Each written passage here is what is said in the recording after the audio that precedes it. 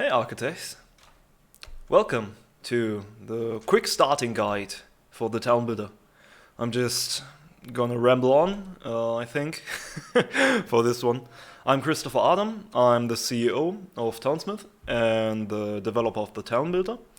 And today in this video I will quickly show you how to get started with the Townbuilder, because since the last tutorial we did, we changed quite a lot.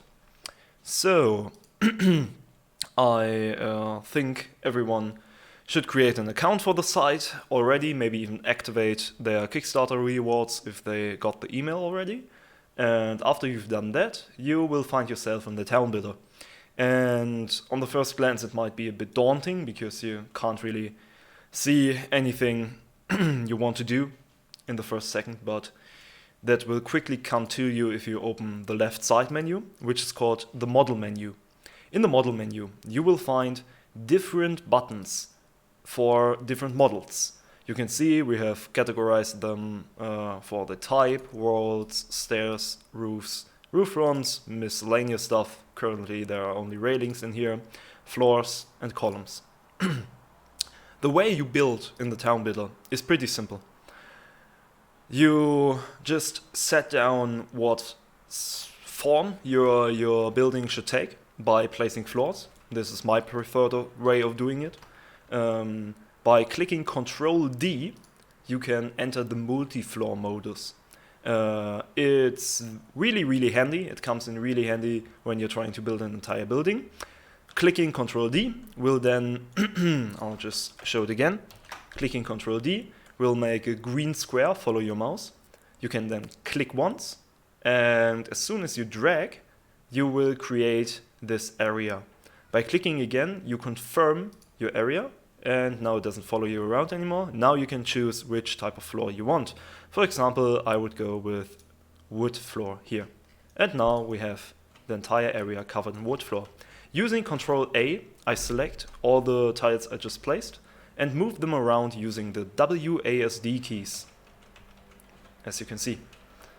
Alright, now let's get to building the actual building. I always begin by placing walls. Walls can be placed around the floor you just built and later be expanded to fit your needs, to make them windows or doors or whatever you need them to be. So I want here something centered for sure. So I'll do it like this.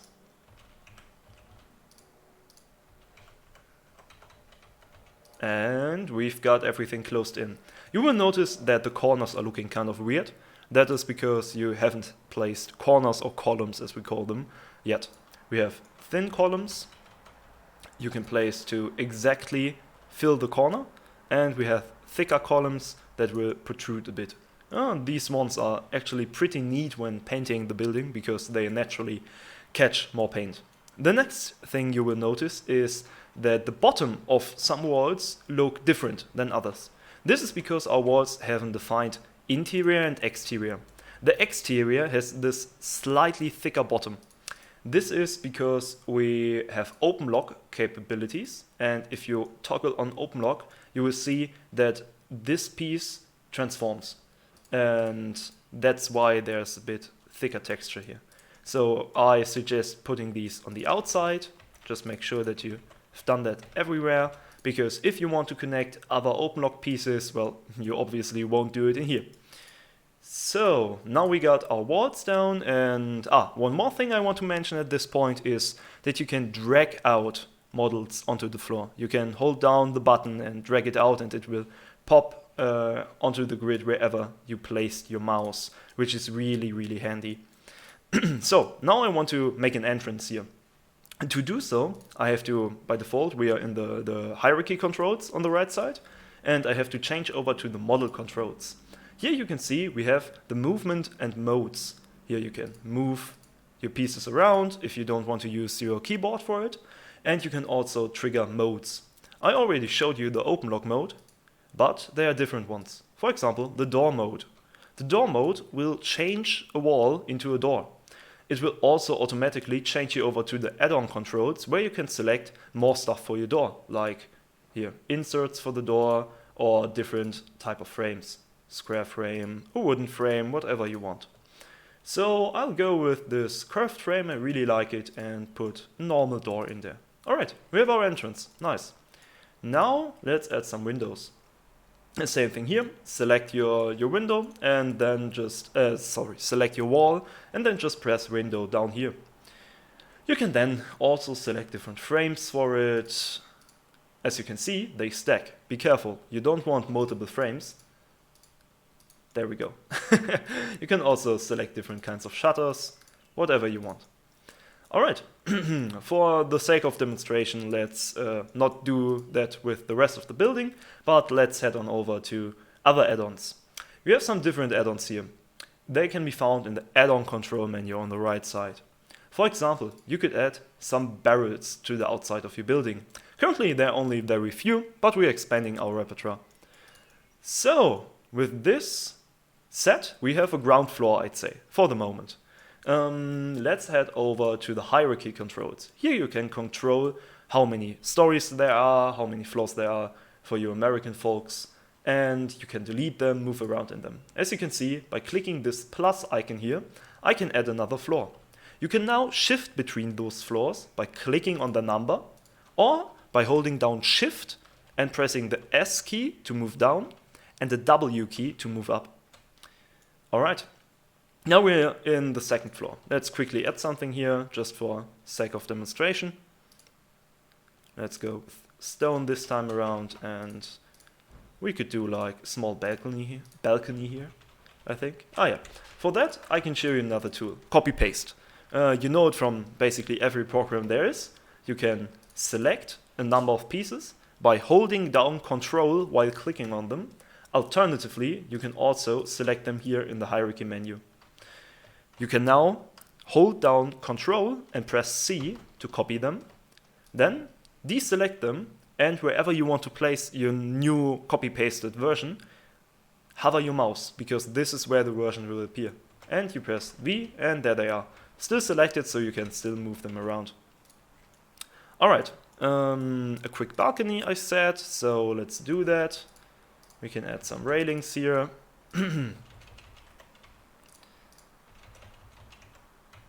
Actually, I should copy-paste them. That's much quicker. Alright. Here, the same thing as with the walls. We need to fill in the corners because of the way our system works. That's just how it is. Alright, let's pretend this is our finished building, right? There are some more things to do, obviously. We have to add roofs and stuff like that. But really, it's always the same thing. You place models. These models can have modes. And yeah, then we're good to go, I think. So I will go more in depth for each of these categories in future tutorials. This is just for quick starting. Let's see. We are done with building the house, or rather we pretend we are done. Let's head over to the next step, grouping. In the grouping mode, you can find a little tutorial what to do here. The basic idea is that we need you to tell us where to split up the building. Because by default, this entire store, everything that is orange, this entire story, everything that is orange right now, will be exported as one piece.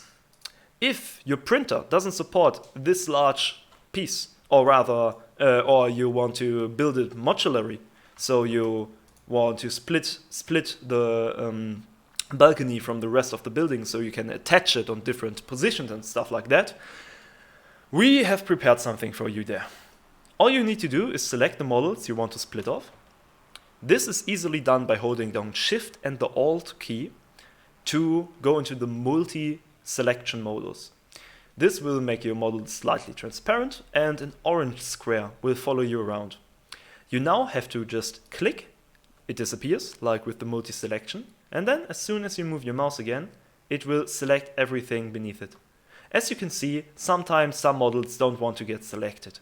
That's not too bad. You can just release the Shift and Alt key and then select the ones that didn't make it manually. We are still improving on this functionality. What you now want to do is either hit this button here, Group, or use the hotkey ctrl and G. Now in the floor hierarchy, you can see there's something new. The model group 1. In the model group 1, everything we had just selected is now grouped together. This is quite useful during the build process to do, because you can now select everything you group together and move them around. You can hide just this group.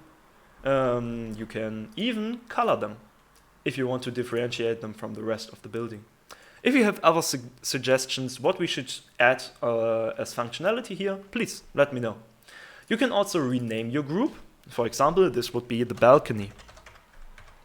Boom, now it's called balcony. You can also rename single models if you want to, like if you want to know that this is the corner of the building or something like that, you can do that, no problem. Alright, we have now created a group. This means your STL will be split here. This will be, or rather, this will be one file, and the rest here will also be one file. Alright, so let's say this is the way you want to split it. Your printer only supports this size, so therefore you want to split off the balcony. How can you connect the two of them? It's actually pretty easy, and I'll show you here. Let's move this over a bit so we can see the different sides. If you want to connect the balcony, you will have to toggle open lock on all pieces that are adjacent to the main piece. So you take these 3 floors, go ahead and head on over to the model controls, where you can find the button open lock under the modes. You hit it and there we go. Now we have open lock slots on all 3 of these floors. You now do the same thing on these 3. There we go. And once you print them, they will come out just fine. These little pieces here are supports. We added them, Printable Scenery added them on the open lock pieces, so you don't have to add any supports. Now we can move everything back in place. Of course, normally you wouldn't have to do this because you know what is going to happen. This was just for showcase purposes. So let's take all of this and move it over here. There we go. All right, let's go into the bottom floor. And actually, for another showcase I will do later, I need to add some walls on top here. Let's do this quickly.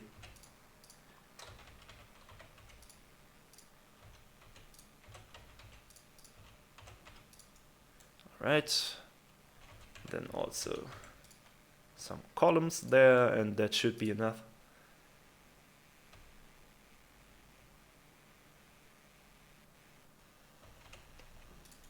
All right, yeah, let's head on over in the lower floor.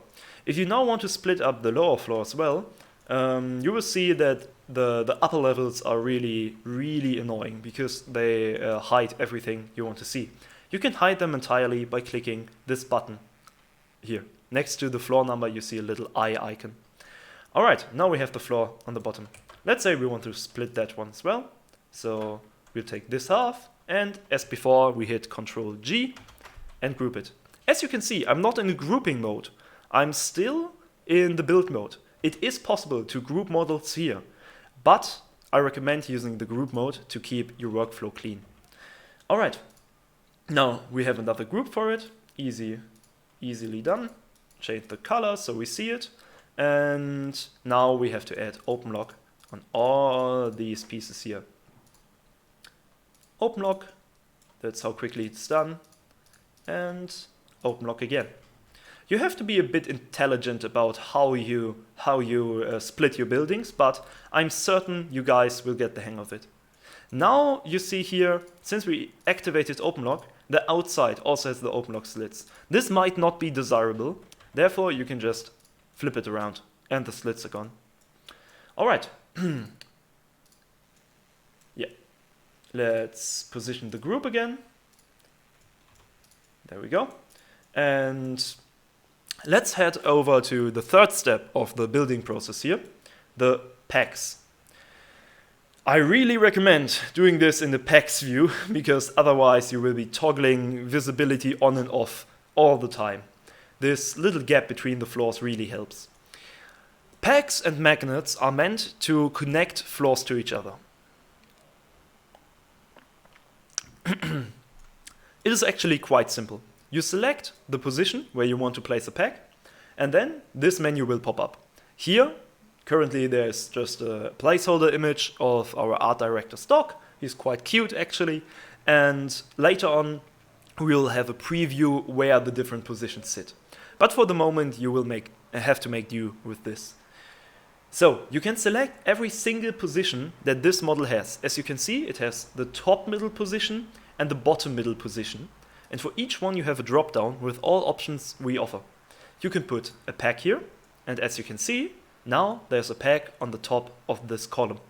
Pegs are the most easy way to connect different floors to each other and prevent them from sliding off, like have a peg on each of the columns and you're done. But some people like magnets. That's why we also offer magnets. You can also select, let's say on top of this door you want a magnet to sit, any magnet size you want.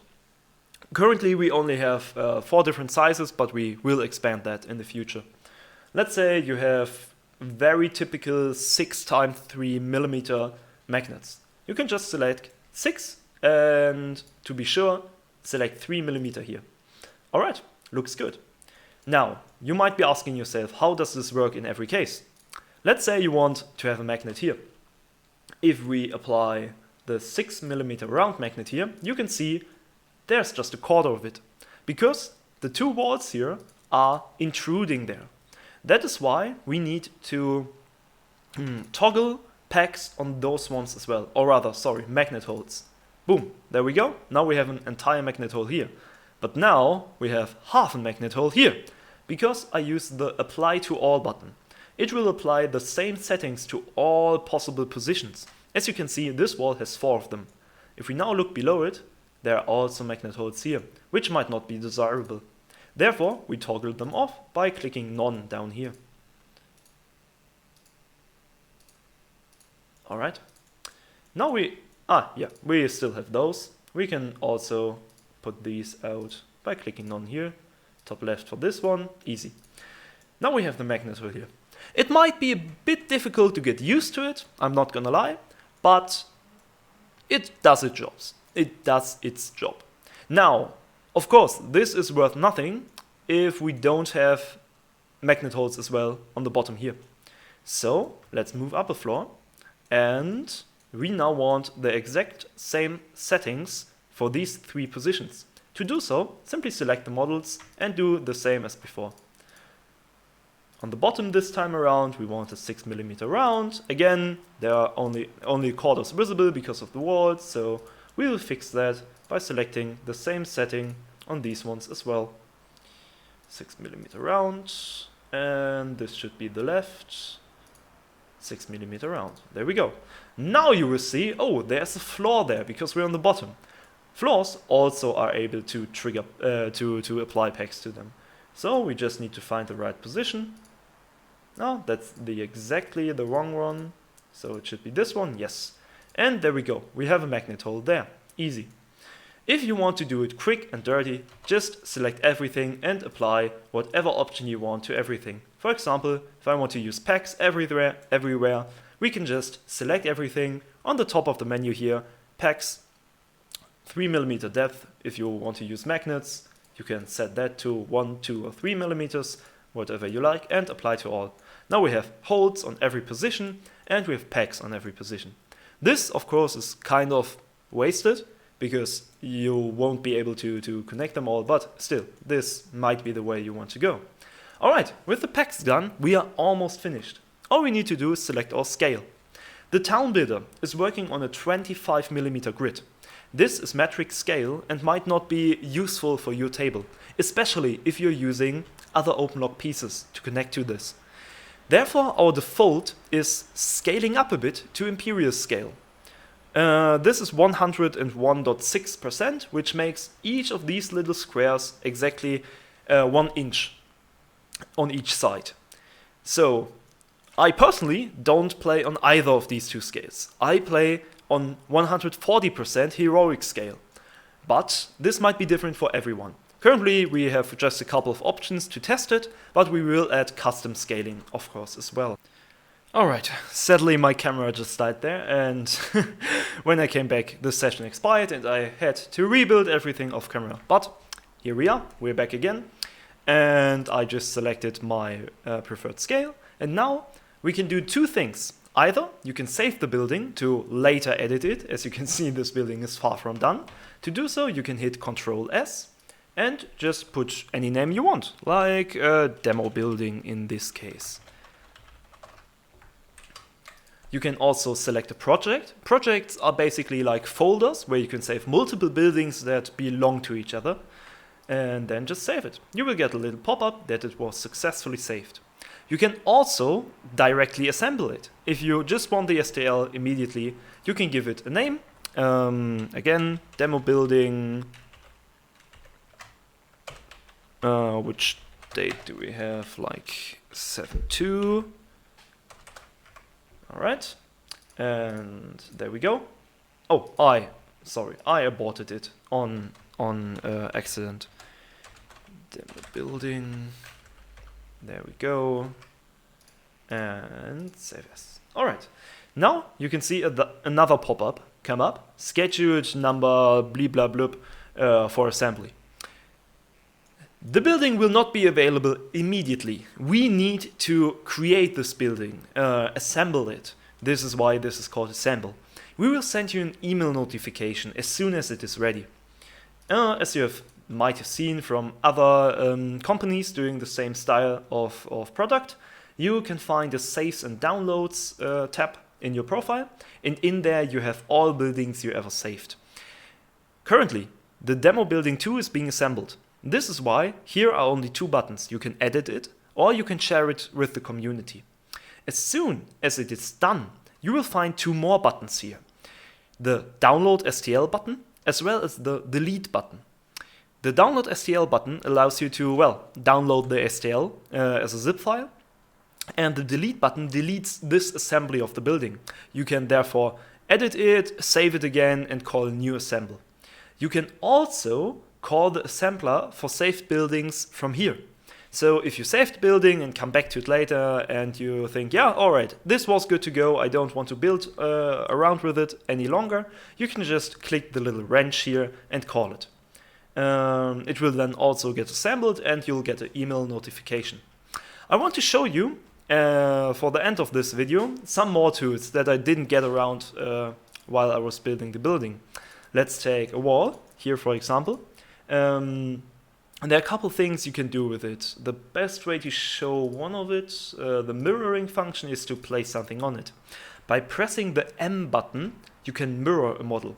This is just a neat little gimmick for the most part, but for example with roofs, it becomes really important because we have these overhang roofs that are meant to, wrong one, there we go, that are meant to finish up basically the end of a roof. And obviously we can just copy paste those and turn them, right? But we can't do the same with the overhang. So we just can't finish this without the mirror function. That is why it's really important to know that this exists on the M key. By the way, if you ever find yourself confused or you're looking for hotkeys, you can find all of them on the top right here, the little question mark icon. Right next to it, actually, is also the save the building button if you don't want to use the keyboard. Yeah, that's the mirror function, really important. Then we have, for all of you who have the Townbuilder Infinite Edition, we have another function here. So we positioned all our models so they just work, like right off the box. If you want to use the support beams for a balcony above it, they are positioned correctly. But sometimes you want to get creative. And for that, we have, under the model controls, the perfectionist controls, this little section here. This is only unlocked if you have the Infinite Edition, so if you pledged Master level or higher. With this, you can position your models wherever you like. Note, however, the perfectionist controls are reset if you move the model. So if I take this and move it upwards and then move it over, it's reset.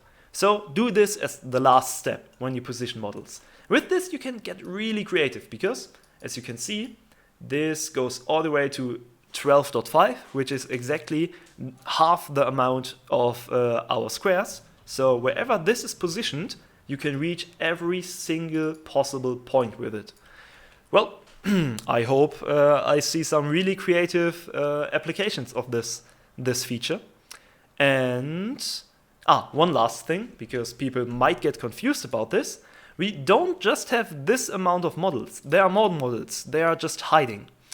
On top, you have these 3 buttons here: straight, angled, and curved. Best I just show you an example. This is our straight A wall. You've seen it before. It's nothing too special. If you toggle the angled, no pictures will change, but you will find different models when clicking the buttons. Our angled models span the diagonal of these fields. So you can also create buildings like this. And then lastly, we have the curved. Curved walls are, well, pretty sparse. We only have really 3 of them, and these mini walls, but I'll show them to you soon. So curved walls are, well, just curved. Yeah. Sorry for the rambling. This is what it looks like, and you will also find other models, of course. Fitting floors. Yeah, there we go. Fitting floors for everything. So if you want to create buildings with different kinds of forms and structures, this is how you do it, by clicking these buttons up here. And also we have angled floors, of course. There we go. And then you can fill it up with a last straight floor. There we go. By the way, these little things protruding here, they are meant for packs, because they are kind of awkwardly placed, the angled floors. We had to do a special case for them. Yeah, I think this is about it in the Townbuilder. We have the packs and magnets, we have the add-ons, we have the model controls, we have the hierarchy. Yep, I think this will be the end of our getting started guide. Really just a walk through everything we have in the Townbuilder right now. And yeah, I really look forward to see what you guys create using the Townbuilder. We already have quite a few nice models over here in the community library. And I hope to see this expand further. By the way, if you don't know how to get started or anything, just head on over in the community library, load some buildings there, check out what other people have built, and you will see that there are quite a bit of possibilities. Like here we have a big manor house, and yeah, people are getting really creative with this, and I think you can do it too. Alright, then I'll see you in the next tutorial, and until then, peace.